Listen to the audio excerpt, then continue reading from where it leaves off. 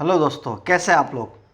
देखिए, हमारा राजस्थान चतुश्रेणी कर्मचारी की सीरीज में पॉलिटी की सीरीज चल रही है। राजस्थान पॉलिटी की जो 5 नंबर की आएगी चतुश्रेणी कर्मचारी में, इसके हमने 3 टॉपिक कर चुके हैं। आरपीएससी, सूचना आयोग, निर्वाचन आयोग, और हमारा आज का टॉपिक है लोकायुक्त। चलिए इसकी शुरुआत करते हैं। देखिए, लोकायुक्त को का जो अन्य नाम है वो है ओम्बड्समैन। क्या बोलते हैं? ओम्बड्समैन। हमारे देश में जो लोकपाल या लोकायुक्त शब्द दिया गया, ये दिया गया था 1963 में। किसके द्वारा? एल.एम. सिंघवी जी के द्वारा। सबसे पहले किस देश में आया? ये आया था स्वीडन में 1713 में।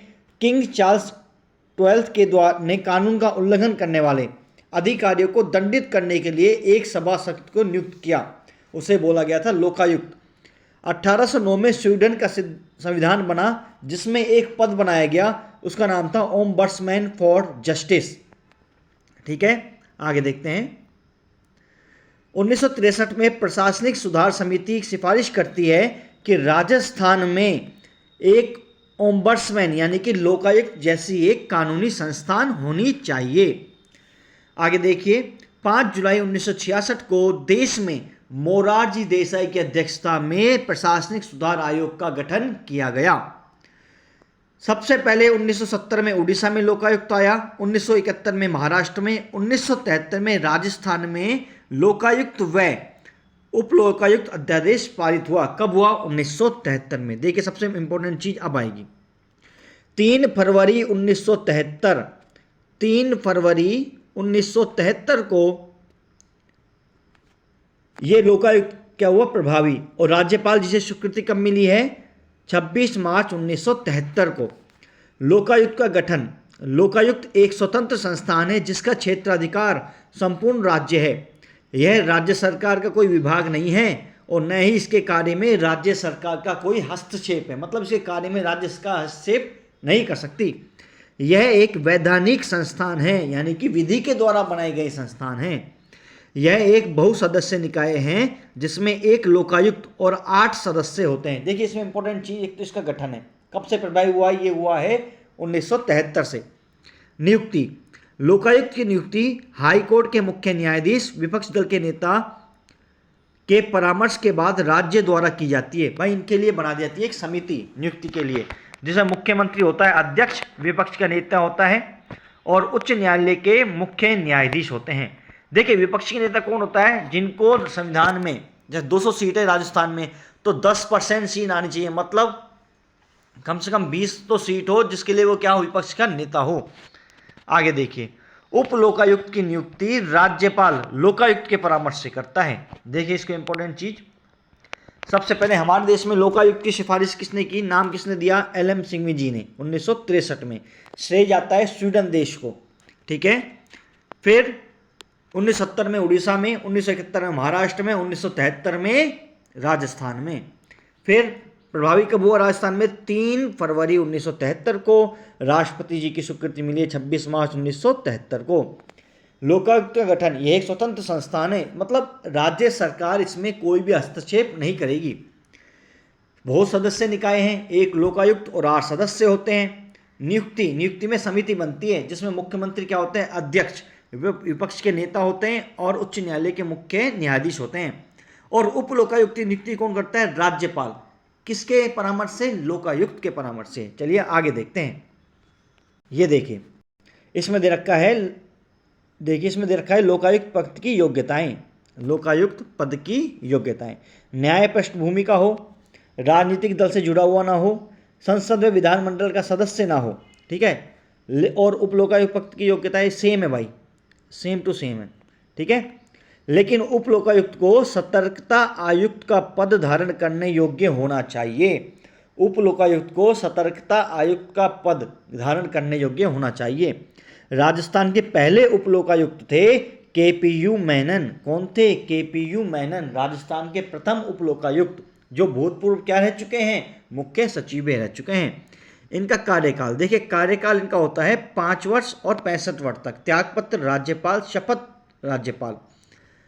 आगे देखिए, इंपॉर्टेंट चीज, उप लोकायुक्त लोकायुक्त के प्रशासनिक नियंत्रण में रहेंगे। उप लोकायुक्त किसके अंडर में रहेंगे? लोकायुक्त के अंडर में रहेंगे, लेकिन उप लोकायुक्त के किसी भी निष्कर्ष, निश्चय या सिफारिश पर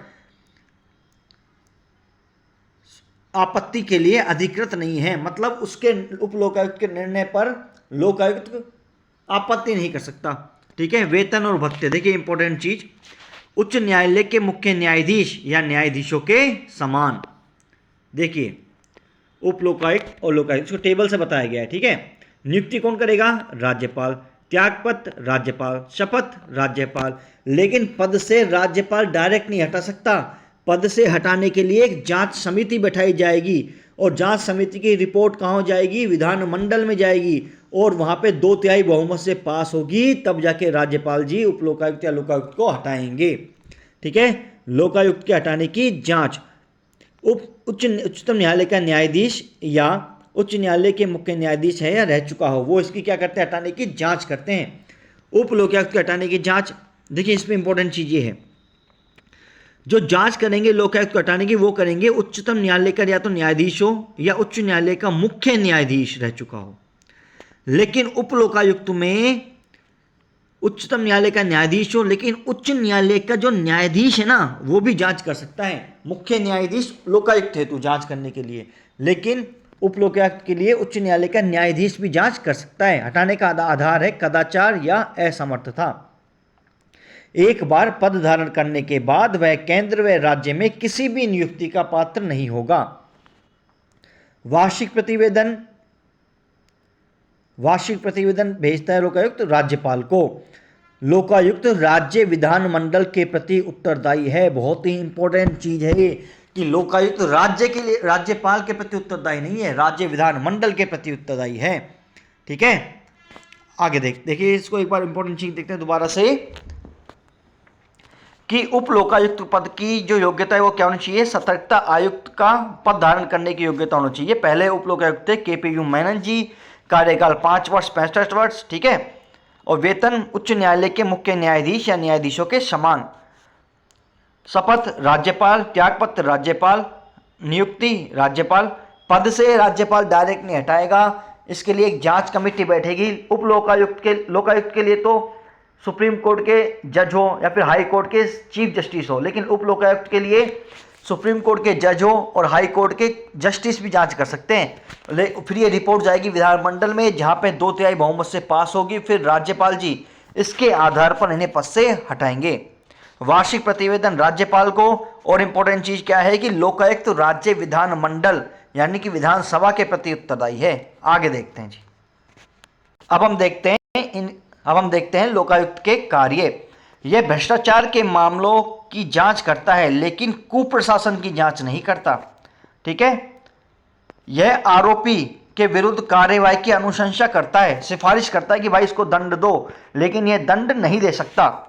ठीक है। कार्य क्षेत्र, सबसे इंपॉर्टेंट चीज ये है, इनके विरुद्ध शिकायतों की जांच की जा सकती है। अब हम जो पढ़ेंगे ना, इनके विरुद्ध जांच कर सकता है। एक तो राज्य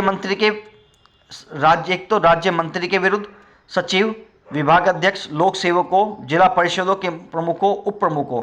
राज्य मंत्री में भी कौन कौन से मंत्री के प्रति नहीं कर सकता? एक तो मुख्यमंत्री और संसदीय सचिव के विरुद्ध जांच नहीं कर सकता।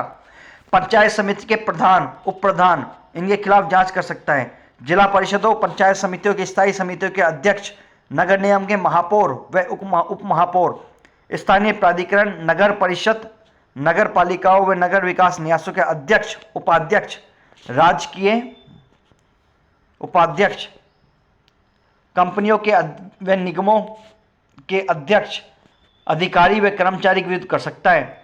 देखिए संसदीय सचिव पद के खिलाफ ये जांच नहीं कर सकता। संसदीय सचिव पद सबसे पहले शुरू किया गया था मोहनलाल सुखाड़िया जी के समय। इसको शपथ जो दिलाते हैं वो दिलाते हैं मुख्यमंत्री जी। इनके विरुद्ध जांच नहीं कर सकता। ये बहुत इंपॉर्टेंट चीज है कि लोकायुक्त किन के विरुद्ध जांच नहीं कर सकता। सबसे पहले तो हाई कोर्ट के चीफ जस्टिस और न्यायिक सेवा के सदस्य, और किसी भी न्यायालय के अधिकारी कर्मचारी के विरुद्ध, मुख्यमंत्री के विरुद्ध, महालेखाकार के विरुद्ध, RPSC के अध्यक्ष व सदस्य के विरुद्ध, मुख्य निर्वाचन आयुक्त, प्रादेशिक आयुक्त तथा मुख्य निर्वाचन अधिकारी के विरुद्ध, राजस्थान विधानसभा व सचिवालय के अधिकारी व कर्मचारी के विरुद्ध जांच नहीं कर सकता। आगे देखिए ये है कि सरपंचों, पंचों व विधायकों के विरुद्ध शिकायतें की जा सकती हैं, लेकिन उनके विरुद्ध प्रसंज्ञान नहीं लिया जा सकता और सेवानिवृत्त लोक सेवकों के विरुद्ध जांच नहीं कर सकता। इसमें इंपॉर्टेंट चीज ये है कि किन किन के विरुद्ध जांच हो सकती है और जांच नहीं हो सकती। चलिए आगे देखते हैं। और किस किस की जांच नहीं कर सकता? भाई 5 साल से पुराने मामलों की जांच नहीं कर सकता। ठीक है। जांच में अन्वेषण की प्रक्रिया, इसमें जो शक्तियां होती है लोकायुक्त में, यह एक सिविल न्यायालय की बराबर शक्ति होती है। अब देखते हैं लोकायुक्त कौन कौन थे। और ठीक है, सबसे पहले लोकायुक्त थे, सबसे इंपॉर्टेंट चीज यही है कि राजस्थान के प्रथम लोकायुक्त कौन थे? ये थे आई.डी. दुआ। कौन थे? आई.डी. दुआ। ये हाई कोर्ट के पूर्व चीफ जस्टिस रह चुके हैं। इनका कार्यकाल था 1973 से 1978।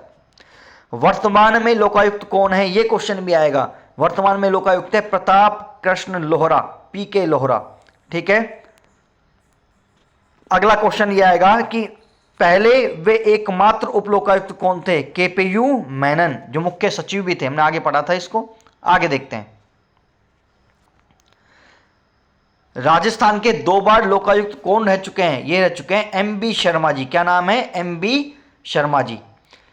सबसे छोटा कार्यकाल वी.एस. दवे का, सबसे लंबा कार्यकाल एस.एस. कोठारी का। यह दंड नहीं दे सकते, केवल सिफारिश कर सकते हैं। शिकायत क्या होगी? शिकायत होगी 10 रुपए के नॉन जुडिशियल स्टाम्प पर शिकायत कर सकते हैं। ठीक है। के.पी. शंकरन जी हैं पहले सचिव, जो लोकायुक्त सचिव है। ठीक है। तो सबसे पहले लोकायुक्त कौन है? आई.डी. दुआ जी। अब वर्तमान में कौन है? 13वें प्रताप कृष्ण लोहरा जी। 2 बार रह चुके हैं एम.बी. शर्मा जी। सबसे छोटा कार्यकाल वी.एस. दवे, सबसे लंबा कार्यकाल एस.एस. कोठारी जी का। तो हमने आज के टॉपिक में करा लोकायुक्त खत्म। अगर आपको चीज़ अच्छी लगी हो, चैनल को लाइक कीजिए, शेयर कीजिए और सब्सक्राइब कीजिए।